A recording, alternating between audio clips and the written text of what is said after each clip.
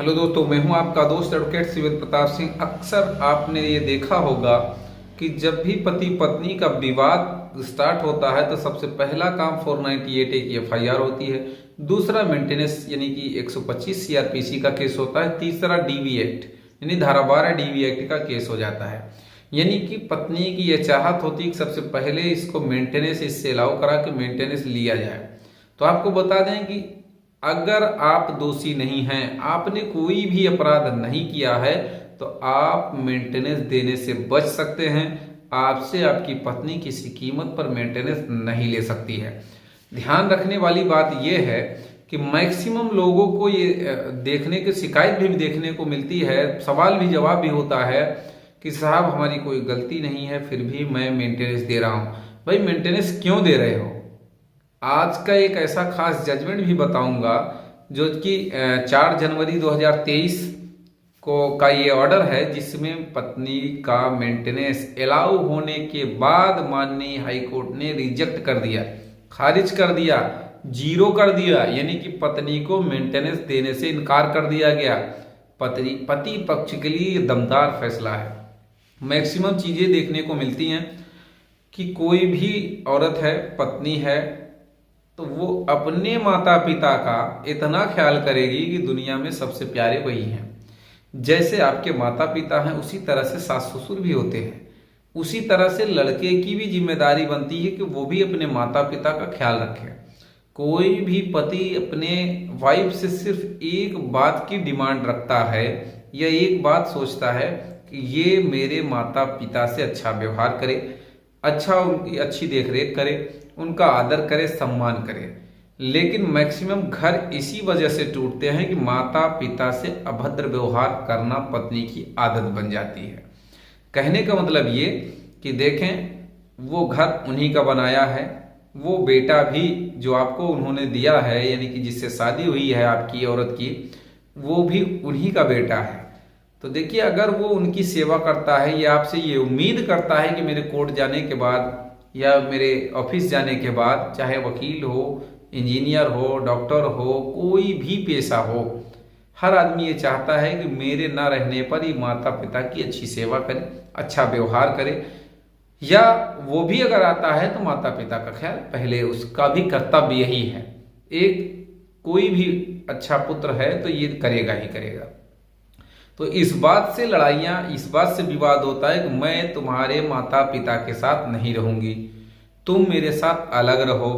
अगर सोचो कि कोई भी व्यक्ति, जिस दिन वो औरत या वो लड़का माता पिता स्वयं जब बनते हैं या स्वयं जब सास ससुर बन जाते हैं, यानी कि लड़के की जब शादी कर देंगे, तब उनको पता चलता है उनके द्वारा कृत्य कितना घिनौना और खराब था।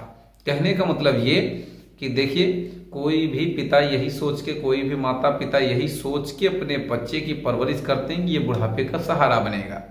अगर ऐसा उम्मीद वो करते हैं तो कोई गुनाह नहीं करते हैं, कोई अपराध नहीं करते हैं। उनका यह सोचना, यह मानना बिल्कुल सत्य और सही है, और होना भी चाहिए। उम्मीदें किससे करेगा? अपने बच्चे से ही करेगा। लेकिन कोई व्यक्ति जब बाहर रहने लगे, माता पिता, वृद्ध माता पिता, असहाय बीमार माता पिता को छोड़कर, तो इस संसार में उससे ज्यादा बेवकूफ इंसान मेरे ख्याल से तो कोई है ही नहीं।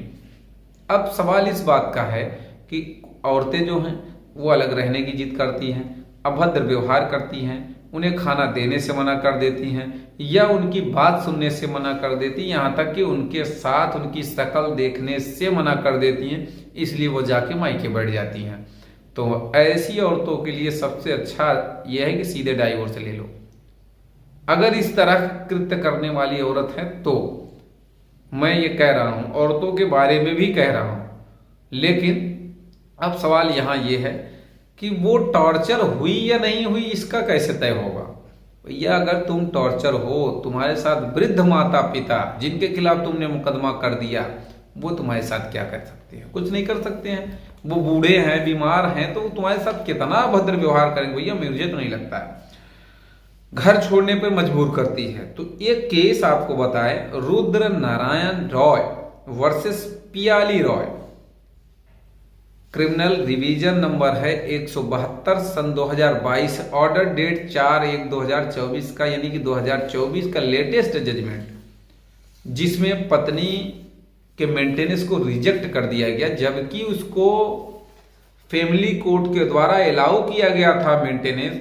लेकिन जब पति हाई कोर्ट जाता है तो पति की तरफ से माननीय हाई कोर्ट ने ये साफ कर दिया, झारखंड हाई कोर्ट ने ये साफ कह दिया कि बिना किसी युक्ति युक्त कारण से अगर पत्नी अपने पति से अलग रह रही है, यानी कि धारा 125 सबसेक्शन 4 ये कहता है कि अगर बिना कारण से पत्नी अपने पति से अलग रह रही है, दूर रह रही है, तो उससे मेंटेनेंस लेने का कोई अधिकार नहीं है। इस केस में ये पाया भी गया कि बिना कारण पत्नी अपने मायके में रह रही है, अपने पति से दूर रह रही है।